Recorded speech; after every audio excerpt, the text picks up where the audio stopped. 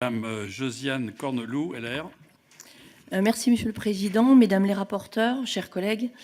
Je vous remercie du travail conséquent qui a été fait dans le cadre de ce rapport au regard de la situation des EHPAD qui se dégrade depuis plusieurs années. Aujourd'hui, le modèle qui gouverne leur fonctionnement n'est plus adapté et est en train d'imploser. Ceci rejaillit inéluctablement sur la prise en charge des personnes âgées. Il est donc urgent de repenser de fond en comble ce champ de protection sociale qu'est la dépendance, dans le respect et la dignité des hommes et des femmes vieillissants, sans les réduire à de simples données comptables, et vous l'avez évoqué. La réforme de la tarification des EHPAD en 2015 est de l'avis de tous un échec, à telle enseigne qu'un tiers des départements refusent de l'appliquer tout ou partie. Non seulement elle s'avère très complexe à mettre en œuvre, mais surtout elle creuse les inégalités entre les départements et aboutit à ce que la dépendance n'ait pas la même valeur au sein de notre pays.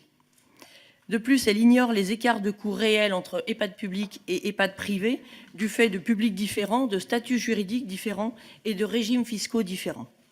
Le mouvement récent de déshabilitation à l'aide sociale augmente le reste à charge pour les résidents et leurs familles et met ainsi en difficulté une partie de la population qui éprouve de plus en plus de difficultés à acquitter les frais d'hébergement, qui sont d'ailleurs devenus la variable d'ajustement pour équilibrer les budgets déficitaires des structures. Ainsi, c'est le rôle même de l'EHPAD public, auquel était assigné l'accueil des personnes aux revenus modestes, qui est dévoyé. Il nous semble donc urgent, dans un premier temps, de prononcer un moratoire d'1 an, en concertation avec les régions et les départements, pour ne pas casser cette dynamique de réforme, de revoir, et je vous rejoins, le statut du médecin coordonnateur, dont 30% des établissements sont dépourvus, pour qu'il soit plus attractif, et l'autoriser notamment à prescrire.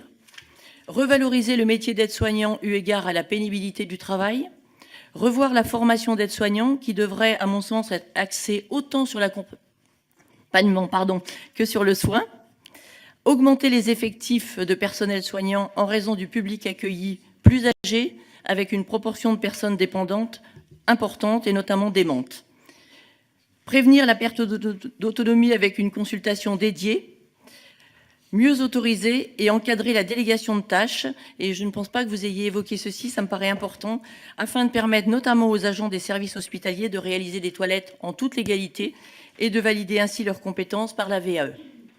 Parallèlement, il nous faut réfléchir à ce que sera l'EHPAD de demain, et vous l'avez dit, et je partage votre avis, il pourrait prendre la forme d'une plateforme de services qui favoriserait le décloisonnement entre l'accueil en établissement, les structures de répit et le maintien à domicile. Encore faut-il faire évoluer notre code du travail pour que cela soit possible. Merci, madame. Je vous remercie. Madame Agnès Firmin